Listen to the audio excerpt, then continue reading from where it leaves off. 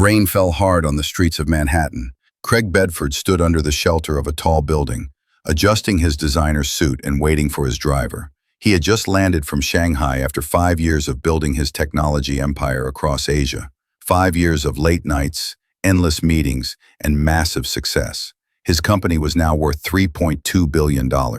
He had everything, except the one person who mattered most, his wife, Angela. Craig pulled out his phone and stared at her last message from 5 years ago. "I'll wait for you. Come back soon." That was before everything changed, before his business consumed him, before months turned into years, before his calls went unanswered and his messages were left unread. He had tried calling her 3 months ago when he finally decided to return home. The number was disconnected. He contacted her best friend, Maria. "Craig, you need to come home. Now. Angela. She's not the same." Maria wouldn't say more. She just cried and hung up. The black Mercedes pulled up. "Welcome back, Mr. Bedford," his new driver said. "Where to, sir?" "Home," Craig said quietly. "Take me to Brooklyn, Riverside Apartments." As they drove through the wet streets, Craig's mind raced. What did Maria mean? Was Angela sick? Had she moved on? His heart pounded with fear and guilt. He had left her alone for 5 years, sending money every month but never coming home. Not even for holidays. Not even when she begged. The car stopped in front of his apartment building. Craig stepped out and looked up. The building looked older, more worn than he remembered. He walked to the entrance and pressed the buzzer for apartment 4B. Nothing. He pressed again. Still nothing. "Excuse me," an elderly woman with groceries approached. "Are you looking for someone?" "Yes, Angela Bedford. She lives in 4B. The woman's face changed. She looked sad suddenly. "Oh dear. Angela doesn't live here anymore. She left about 3 years ago." Craig's heart dropped. "Left? Where did she go?" "I don't know, dear. She just stopped coming. The landlord said she couldn't pay rent anymore. They took all her things." "What do you mean she couldn't pay? I sent her money every month. $15,000. Every single month." The woman shook her head slowly. "I'm sorry. I don't know anything about that. All I know is one day she was here, struggling, looking thin and tired. The next day she was gone." Craig felt dizzy. This didn't make sense. He transferred money religiously. He checked his bank statements on his phone. Every transaction showed, "Transfer to Angela Bedford, $15,000. All successful, all delivered. But where did the money go? He called Maria immediately. "Maria, where is Angela?" "Craig," Maria's voice shook. "I tried to tell you. I tried to warn you." "Where is my wife, Maria?" Long silence. Then quietly, "I see her sometimes. Downtown, near 5th Avenue and 34th Street. "What is she doing there?" "Craig," Maria started crying. "Just go. Go and see for yourself. I can't say it." The line went dead. Craig's hands trembled. "Driver, take me to 5th Avenue and 34th Street. Now." Before we continue with Craig's devastating discovery, I need you to do something important. Please subscribe to this channel. It means the world to me and helps me bring you more incredible stories like this one. Also, hit that like button because it truly helps this video reach more people who love emotional storytelling. And drop a comment telling me where you're watching from. I love connecting with viewers from around the world. Now, let's get back to Craig's shocking journey. The drive to Manhattan felt like hours, though it was only 20 minutes. Craig stared out the window, his mind spinning with terrible possibilities. When they arrived at the intersection, he told the driver to slow down. "Just drive slowly through this area," Craig said. "I'm looking for someone." His eyes scanned the crowded sidewalks. Street vendors, tourists, business people rushing past. Then he saw something that made his blood run cold. A woman, thin, wearing a torn jacket and old jeans, sitting on a piece of cardboard. In front of her was a small cup and a handwritten sign. The woman's face was hidden by long, tangled hair, but something about her posture, the way she sat with her shoulders curved inward, made Craig's heart stop. "Stop the car," he said, his voice barely a whisper. "Sir? Stop the car, now!" The Mercedes pulled to the side. Craig opened the door and stepped out into the rain. He walked slowly toward the woman, his expensive shoes splashing through puddles. As he got closer, he could read the sign. Please help. Lost everything. Anything helps. God bless. Craig stood 5 feet away, frozen. The woman still hadn't looked up. Then a businessman walked past and dropped a dollar bill into her cup. She looked up to say, "Thank you." That's when their eyes met. Angela. Her face was thin, cheekbones sharp, dark circles under her eyes, her lips cracked and dry. But those eyes, those beautiful brown eyes that he fell in love with 10 years ago, they widened in shock. "Craig?" Her voice was hoarse, barely recognizable. He couldn't speak, couldn't move, couldn't breathe. Angela stood up quickly, her hands shaking. "No, no, you can't see me like this." She turned to run. "Angela, wait!" Craig grabbed her arm gently. She pulled away. "Let me go, please. You can't, you shouldn't see me like this. Angela, it's me. It's your husband." She laughed bitterly, tears streaming down her face. "My husband? My husband left me 5 years ago and never came back. I sent money, every month, $15,000. Angela stopped. She turned to face him. "What money, Craig? What are you talking about?" "The money I transferred to your account, every single month for 5 years. She shook her head, confused. "Craig, I never received any money from you. Not once. After you left, the transfers just stopped. I waited 2 months, 3 months. I called you. You never answered. I sent messages. Nothing." "That's impossible. I had to sell everything," Angela interrupted, her voice breaking. "The furniture, my jewelry, my clothes, everything. I called your office. They said you were too busy, too important to talk to me." Craig felt like he was drowning. "Angela, I never said that. I lost the apartment, Craig. I lost everything. I tried to find work, but nobody would hire me. I got sick, really sick. I ended up in the hospital for 2 months with pneumonia. When I got out, I had nothing. No money, no home, no family." "Why didn't you call my parents? Why didn't you—" "Your parents?" Angela laughed through her tears. "Your mother told me I was a gold digger who trapped you. She said you were better off without me.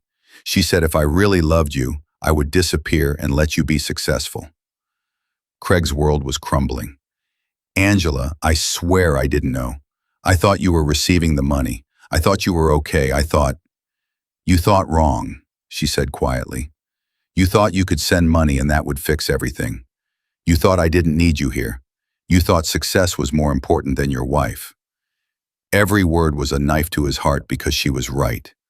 "Where have you been sleeping?" Craig asked, his voice cracking. "Shelters. Sometimes here on the street when they're full." "How long have you been like this?" 3 years, Angela said, staring at the ground. 3 years of cold nights, hunger, fear, and wondering what I did wrong. 3 years of asking God why my husband abandoned me." Craig fell to his knees in the middle of the sidewalk. People walked around them, staring. He didn't care. "Angela, I'm so sorry. I'm so sorry." She looked down at him, tears falling freely now. "Sorry doesn't feed you when you're starving, Craig. Sorry doesn't keep you warm when it's freezing. Sorry doesn't hold you when you're scared and alone. I know I failed you. But please, please let me fix this. Let me make this right." "How, Craig? How do you fix 3 years of suffering? How do you fix the nights I cried myself to sleep? How do you fix the times I thought about ending my life because I had nothing left?"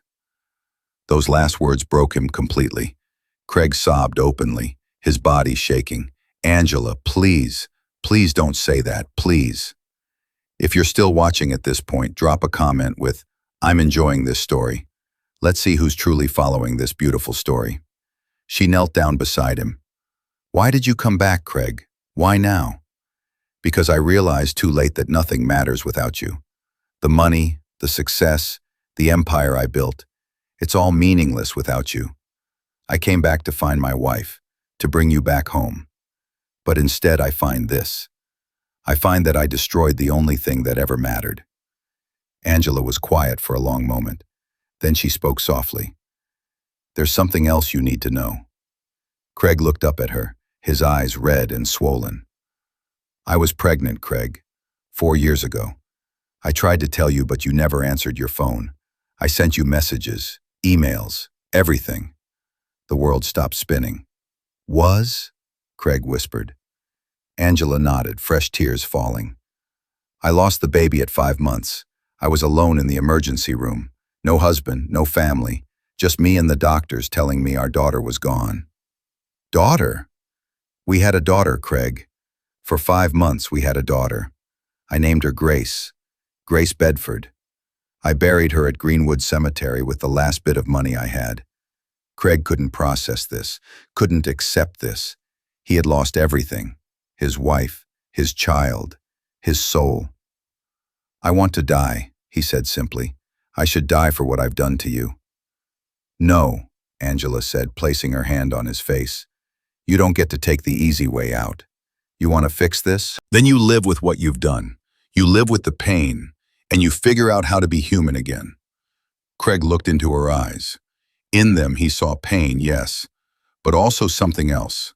A tiny flicker of something that might, with time, become forgiveness. Will you come home with me? He asked. Please. No expectations, no demands. Just come home. Let me take care of you. Let me try to be the husband I should have been 5 years ago. Angela stood up slowly. She looked at her cardboard, her cup with a few dollars, her worn-out shoes. Then she looked at Craig, still on his knees in the rain. Okay, she whispered, but understand something, Craig. The woman you married 5 years ago, she's dead. I'm not her anymore. I'm broken. I'm damaged. I have nightmares. I have scars you can't see.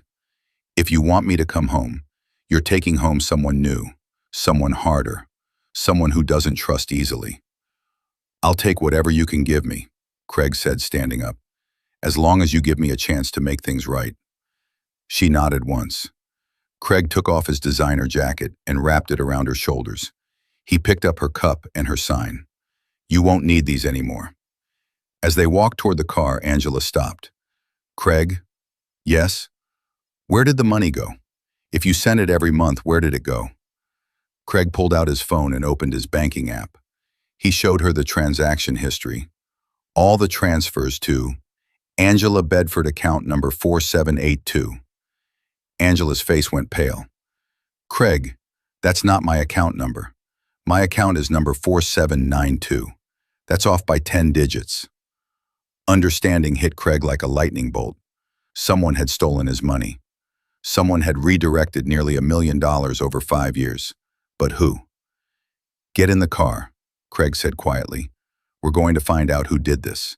And when we do, they're going to pay for every tear you cried, every hungry night you suffered, every moment you spent on that street. The ride back to Craig's hotel was silent. Angela sat stiffly in the back seat, clutching Craig's jacket around her thin frame. She kept looking out the window, as if expecting to wake up from a dream. Craig couldn't stop staring at her. The hollow cheeks, the way her hands trembled, the fear in her eyes. When they arrived at the Four Seasons Hotel, the doorman rushed to open the door. His professional smile faltered slightly when he saw Angela's appearance, but he recovered quickly. Welcome back, Mr. Bedford. Angela hesitated before stepping out. Craig, I don't belong here. You belong wherever I am, Craig said firmly. Please, Angela, just come upstairs. In his penthouse suite, Angela stood in the middle of the living room, looking completely out of place. The luxury around her, the marble floors, crystal chandeliers, floor-to-ceiling windows overlooking Central Park, seemed to highlight how much she had lost. I'll run you a bath, Craig said gently. You can use anything you need. There are robes in the bathroom, and I'll order some clothes for you. Angela didn't move. She just stood there, tears sliding down her dirty face. I used to dream about this, taking a hot bath, being warm, being clean. For 3 years, that's all I wanted. Craig's heart shattered all over again. Angela, please, let me help you. She finally nodded and walked toward the bathroom. When the door closed, Craig collapsed onto the couch, his head in his hands. He called his head of security immediately. "James, I need you to investigate something. 5 years ago, I set up automatic transfers to an account I thought was my wife's, account number 4782. I need to know who owns that account and where nearly $1 million went." "Yes, sir. I'll have answers within 24 hours. Next, Craig called his personal assistant. "Linda, I need you to go to Bergdorf Goodman right now. Buy everything a woman would need. Clothes, shoes, toiletries, everything. Size small. Simple, comfortable styles. Nothing too flashy. And Linda, this is for my wife. She's been through hell, and I need you to treat this like it's the most important thing you'll ever do." "Of course, Mr. Bedford. I'll take care of it personally." An hour later, Angela emerged from the bathroom wearing a white hotel robe. Her hair was wet and clean for the first time in who knows how long. Without the dirt and exhaustion masking her face, Craig could see how much weight she had lost. Her collarbones were sharp, her arms thin. "There's food," Craig said, gesturing to the room service he had ordered. "Please eat something." Angela looked at the spread: grilled salmon, pasta, salad, fresh bread, and her eyes filled with tears. "I haven't seen this much food in years." She sat down slowly and picked up a piece of bread. Her hands shook as she brought it to her mouth. She chewed slowly, savoring every bite. Craig watched, feeling sick with guilt. "Angela," he said quietly, "tell me everything. Tell me what happened after I left." She was quiet for a long time, eating slowly. Finally, she began to speak. "The first 3 months after you left, I was okay. I used our savings. I thought you'd be back soon. You said 6 months, maybe a year. But then the money ran out. I tried calling you every day. Your secretary always said you were in meetings. I sent emails. Nothing." Craig closed his eyes, remembering those days. He had been so consumed with negotiations, with proving himself in the Asian market. He had told Linda to hold all personal calls until after business hours. But in Shanghai, after business hours meant the middle of the night. By the time he'd finish work, it would be too late to call Angela back. He always told himself he'd call tomorrow. Tomorrow turned into weeks. Weeks turned into months. "I sold my jewelry first," Angela continued. "Your mother had given me some pieces. I sold them to pay rent. Then I sold our furniture, piece by piece. The landlord was patient at first, but after 5 months with no rent, he gave me an eviction notice. Why didn't you tell me? I tried, Craig. I tried so hard. I even flew to Shanghai to find you. Did you know that?" Craig's head snapped up. "What? 2 years ago, I spent my last money on a plane ticket. I went to your office building. The security guard called upstairs, and your assistant came down. She told me you were too busy. She told me you had specifically requested that family matters not interrupt your work. She gave me $500 and told me to go home." "Linda? Linda did this?" "I don't know her name. A woman in her 30s, blonde hair, very professional. That was Linda, his trusted assistant for 7 years, the same woman he had just called to buy Angela clothes. She lied to you," Craig said, his voice dangerously quiet. "I never said that. I never knew you came to Shanghai." Angela shrugged. "It doesn't matter now. I went back to New York with nothing. That's when I got sick. I collapsed in the street. Some kind stranger called an ambulance. I spent 2 months in the hospital. They saved my life but gave me a bill for $78,000. I had no insurance. You had canceled it when you left." "I canceled your insurance?" Craig felt dizzy. "Angela, I never canceled anything. I specifically told my accountant to maintain all your benefits." "Well, somebody canceled it. After the hospital, I had nowhere to go. The social worker helped me get into a shelter. But there are waiting lists, rules, curfews. Some nights the shelter was full. Those nights I slept outside." "Stop," Craig said, standing up. "Please, stop. I can't hear anymore." "Why not?" Angela asked, her voice sharp. "You weren't there to live it with me. The least you can do is hear about it." Craig walked to the window, his fists clenched. Someone had systematically destroyed his wife's life. The canceled insurance, the redirected bank transfers. Linda lying about Angela visiting Shanghai. This wasn't random. This was deliberate. Angela, I think someone sabotaged you. Someone wanted you to suffer. She laughed bitterly. You think? Craig, I'm not stupid. I figured that out about a year ago. But what could I do? I had no money, no phone, no way to reach you. I was invisible. Just another homeless person people step over. Craig's phone buzzed. A text from James, his head of security. Found something. Need to meet in person. Tonight. I have to go out for a few hours, Craig said. My assistant will be here soon with clothes for you. Please stay here. Eat. Rest. I'm going to fix this. I promise. Angela looked at him with empty eyes. Don't make promises you can't keep, Craig. I've heard enough of those to last a lifetime. Craig met James in a private room at a restaurant nearby. James was ex-FBI, a serious man who didn't waste words. You're not going to like this, James said, sliding a folder across the table. Craig opened it. Inside were bank statements, transaction records, and photographs. The account number 4782 belonged to someone he knew very well, Linda Mitchell, his personal assistant. She's been stealing from you for 5 years, James said. Nearly $1 million, transferred in small amounts every month. She also bribed several people in your company to block your wife's calls, cancel her insurance, and intercept her messages. When Mrs. Bedford flew to Shanghai, Linda paid her off and threatened her. Threatened her with what? She told your wife that if she kept trying to contact you, she'd make sure you filed for divorce and left Mrs. Bedford with nothing. She showed her fake legal documents. Your wife believed her.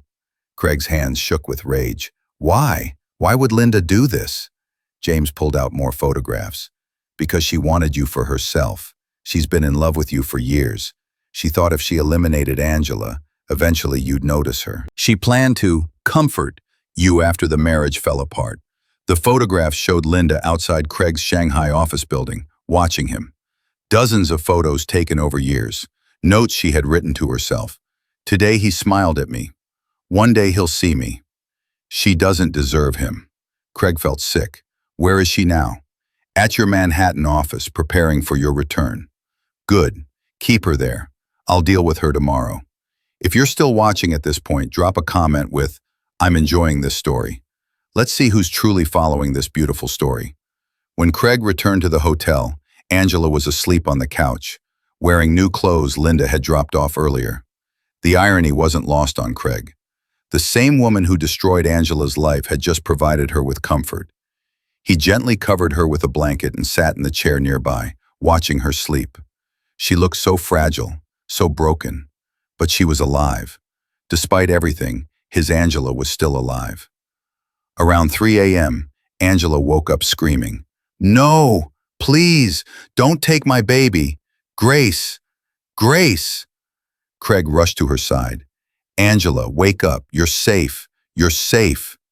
She opened her eyes, gasping for air, drenched in sweat. For a moment, she didn't recognize where she was.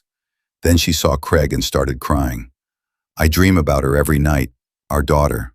I dream that I'm still pregnant, and then I wake up and remember she's gone. Craig held her, rocking her gently. I'm so sorry. I'm so sorry I wasn't there. Do you want to know what she looked like? Angela whispered. Yes, please. She was tiny, perfect little fingers and toes. She had your nose, Craig, your exact nose. The doctor let me hold her. I held our daughter for 2 hours before they took her away. You buried her alone. Angela nodded against his chest. At Greenwood Cemetery. Plot 147, Section D. I visit her every week. It's the only place I feel close to you anymore, because part of you is buried there with her. Tomorrow, Craig said firmly. Tomorrow we'll visit Grace together, and we'll tell her that her daddy is finally home, that he's sorry it took so long. Angela pulled back to look at him. Craig, what happens next? You think a hotel room and some clothes fix 5 years? No, nothing fixes 5 years, but we can start healing, together. I don't know if I can forgive you. I'm not asking you to, not yet. I'm just asking you to let me try.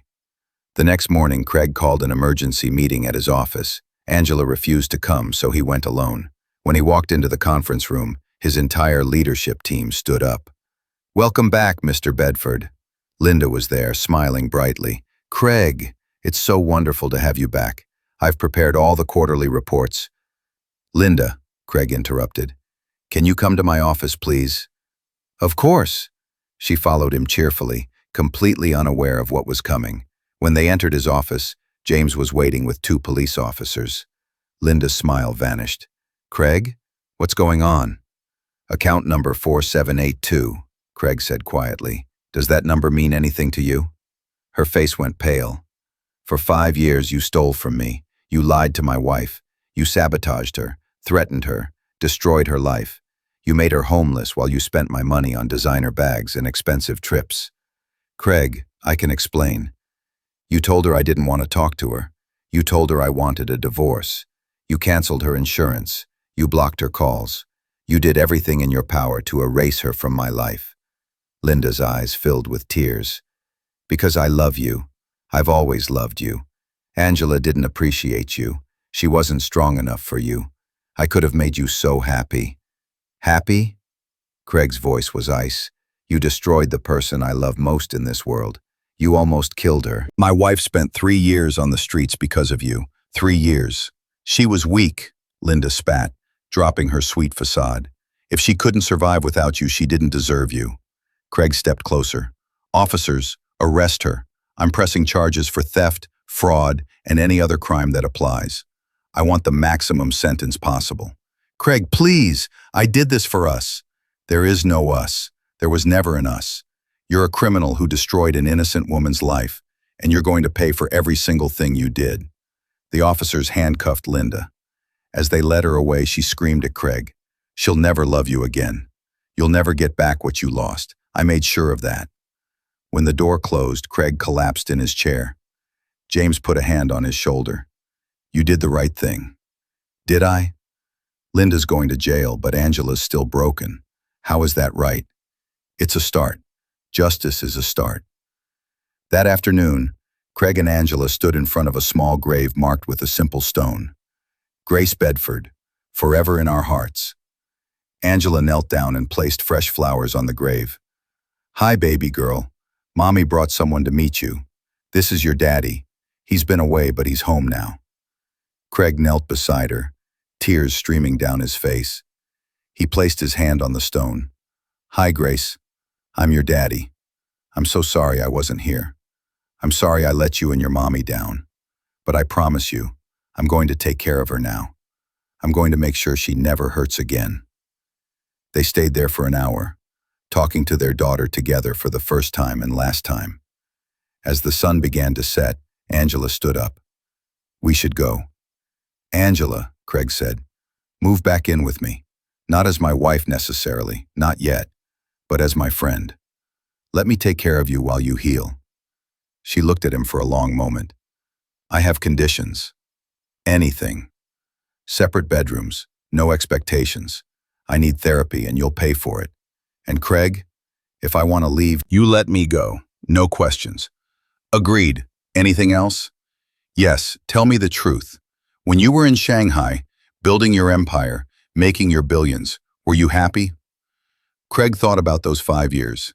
The deals, the success, the money pouring in, the way people respected him, feared him, needed him. "I thought I was, but now I realize I was just distracted from the emptiness." "Good," Angela said, "because that emptiness, that's what I lived in every single day. Now you know what it feels like." She walked away toward the car. Craig followed slowly, understanding that healing would take years, maybe a lifetime.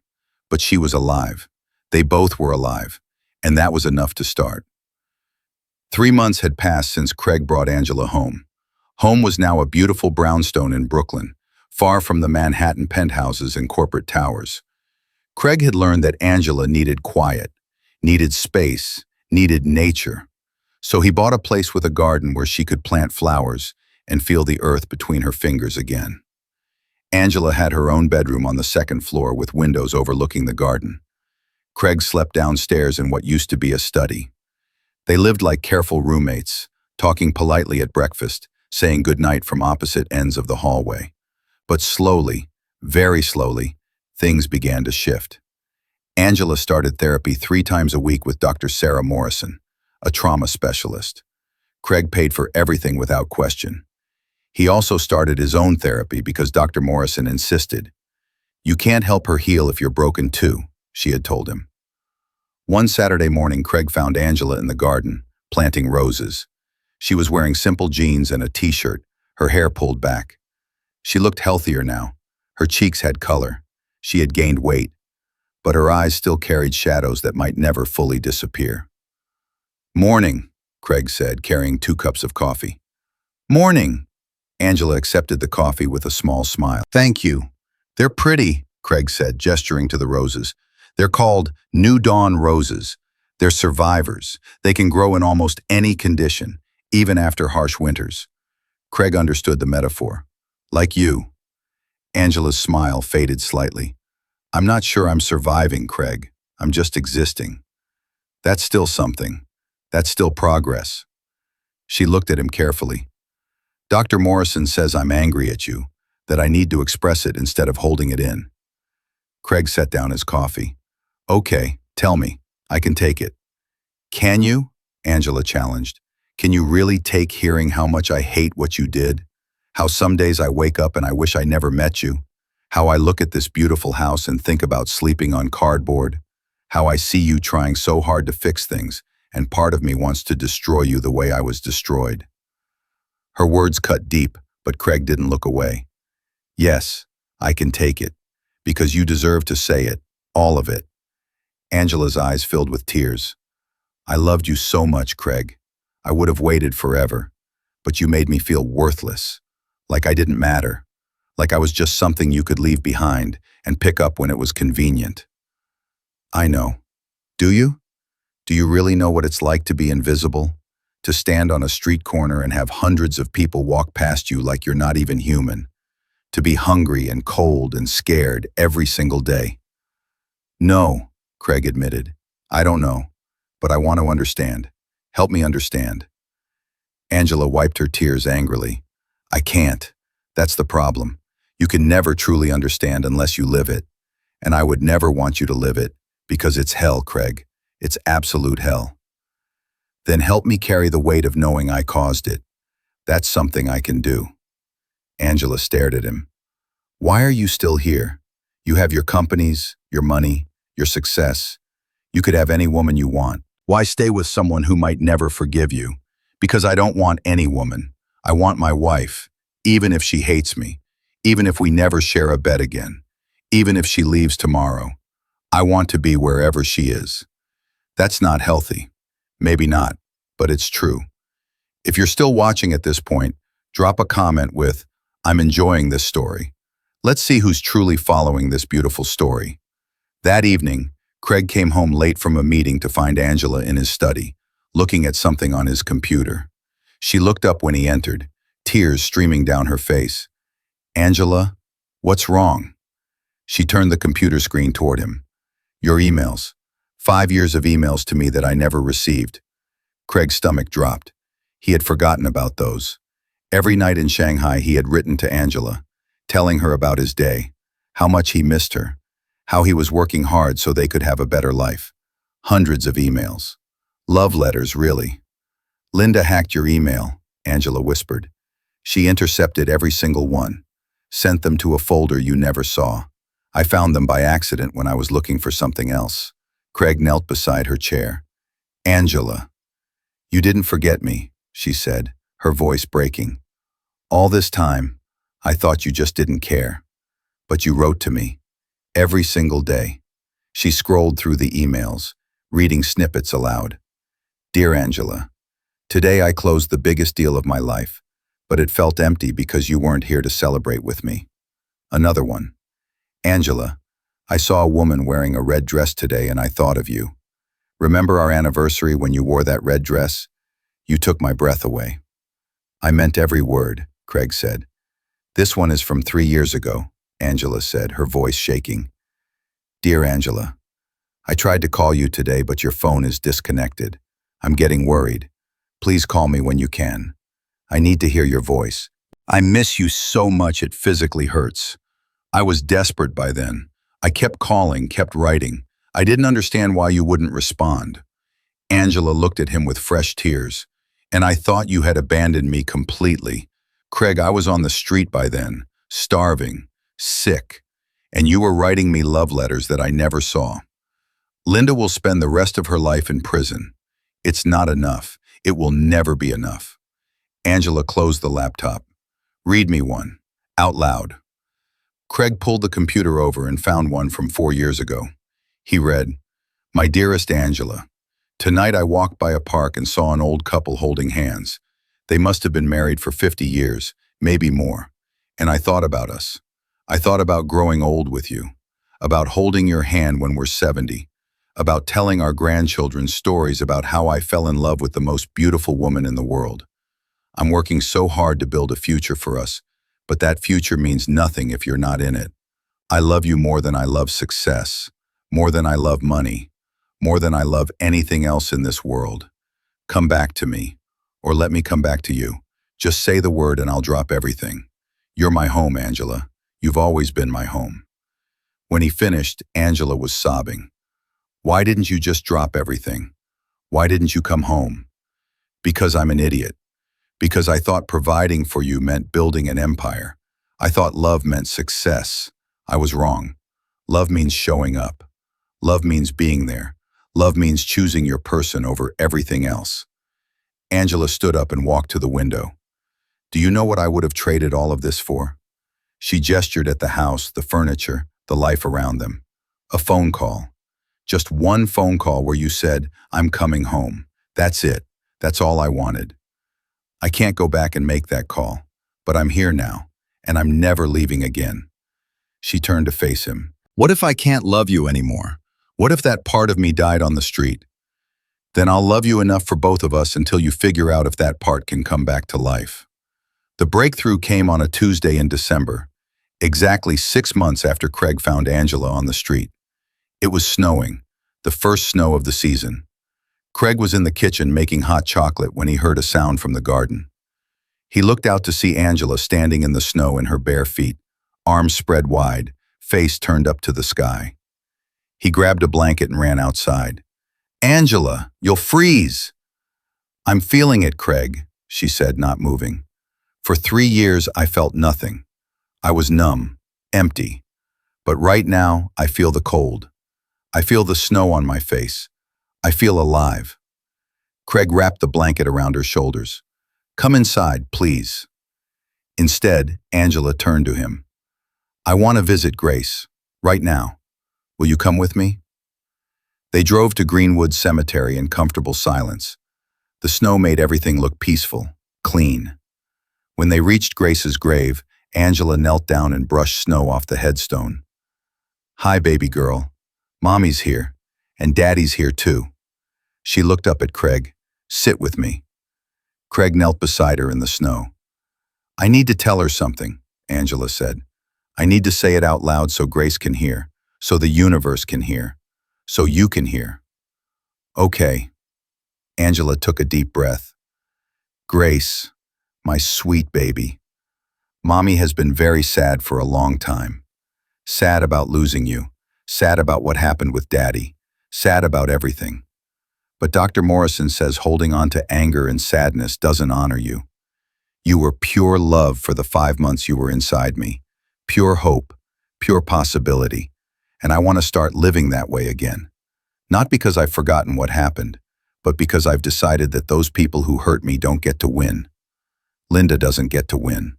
Pain doesn't get to win. And maybe, just maybe, Daddy and I can learn how to be a family again.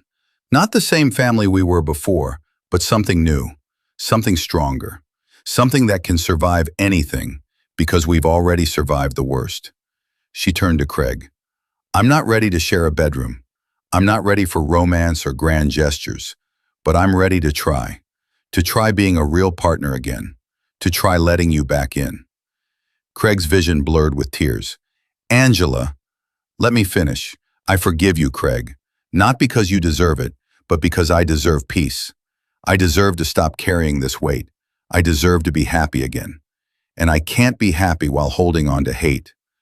I don't deserve your forgiveness. You're right, you don't. But I'm giving it to you anyway because that's what love does. Love forgives the unforgivable. Love tries when it's easier to quit. Love plants new dawn roses that bloom even after the harshest winter. Craig pulled her into his arms, and for the first time in 6 months, she didn't pull away. She held him back, her head against his chest, both of them crying in the snow at their daughter's grave. "Thank you," Craig whispered. "Thank you for giving me another chance. Don't waste it. If you ever leave me again, if you ever choose work over us again, I'm done. Do you understand? This is your one chance to get it right." "I understand. I promise you, Angela. I promise." If you're still watching at this point, drop a comment with, "I'm enjoying this story." Let's see who's truly following this beautiful story. 1 year later, Craig stood in the garden watching Angela paint. She had set up an easel outside and was working on a portrait. She painted often now, selling her work online. She had even been featured in a local gallery. Success on her own terms. The garden was full of blooming roses, new dawn roses specifically. Angela had planted dozens of them, creating a sea of soft pink flowers that attracted butterflies and bees. It was beautiful. It was alive. "What are you painting?" Craig asked, walking over with lemonade. Angela smiled. "You. I'm painting you." He looked at the canvas. It showed a man standing in a garden, surrounded by roses, looking lost but hopeful. "That's how you see me? That's how you were when you found me. Lost, searching, hoping you weren't too late." She added another brushstroke. "But look here." She pointed to the background where she was painting a second figure emerging from shadows. "This is me, coming back to life, coming back to you." Craig set down the lemonade and wrapped his arms around her from behind. She leaned back against him comfortably. They stood like that often now, touching, connected, healing together. "I'm proud of you," Eric said, "for surviving, for being strong, for giving me another chance."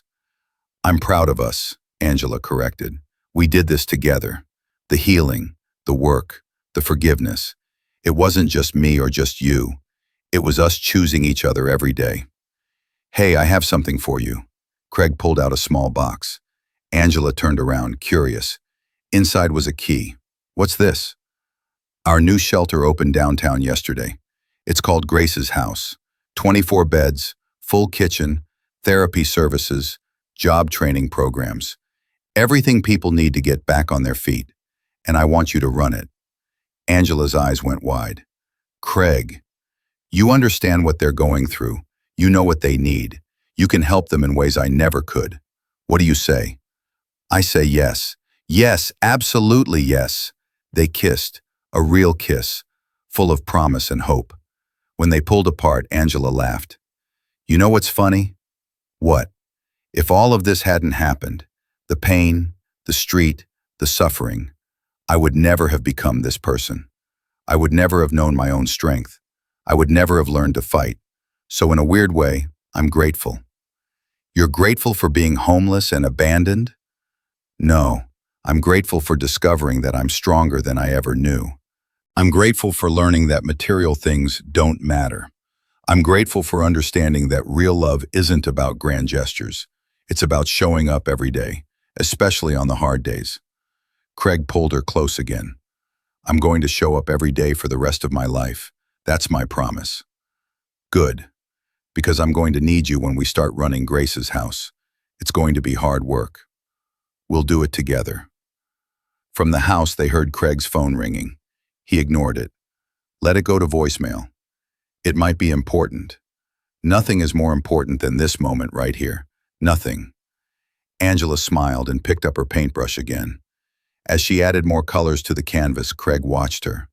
The woman who had been broken was putting herself back together, piece by piece, and he was honored to be part of her healing journey.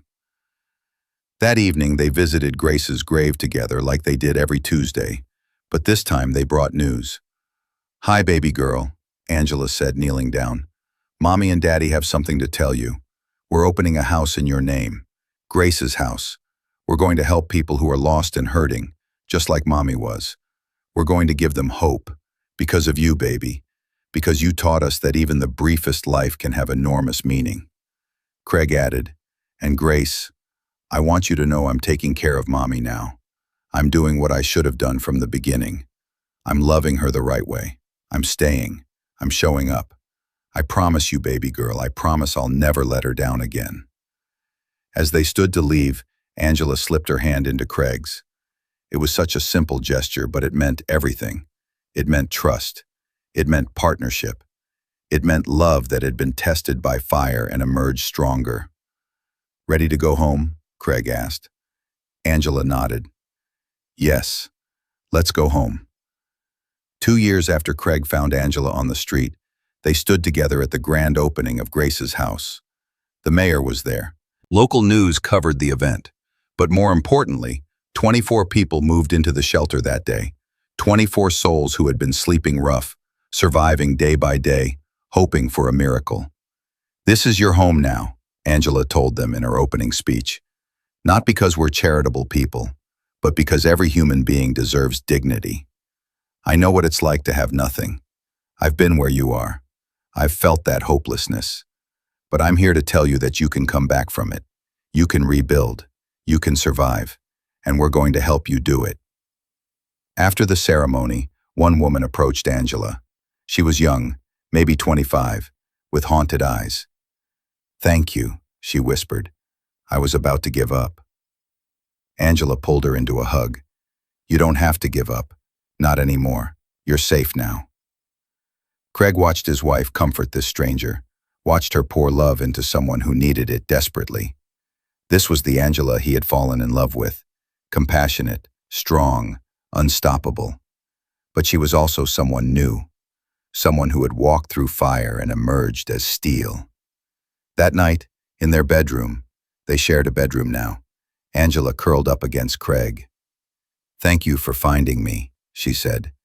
Thank you for letting me find my way back to you. I love you, Craig Bedford. I love you, Angela Bedford. Today, tomorrow, and every day after that. As they drifted to sleep, Craig thought about the journey that brought them here. The pain, the mistakes, the redemption. He had been a billionaire who thought success meant money and power. But Angela had taught him that real success meant showing up for the people you love. Real success meant choosing connection over achievement. Real success meant knowing when to come home. And he was finally home. Dear viewers, what an emotional journey we've been on together with Craig and Angela. Their story reminds us that true wealth isn't measured in money, but in the strength of human connection and the power of forgiveness. If this story touched your heart, please give us a thumbs up and share it with someone who needs to hear this message today. Don't forget to subscribe to our channel for more powerful stories that will move your soul. Hit that notification bell so you never miss our latest uploads. And please, drop a comment telling us what you learned from Craig and Angela's journey. Where are you watching from? We love hearing from you. Thank you for being part of this community. And remember, it's never too late to come home to the people who matter most. Stay blessed, and we'll see you in the next story.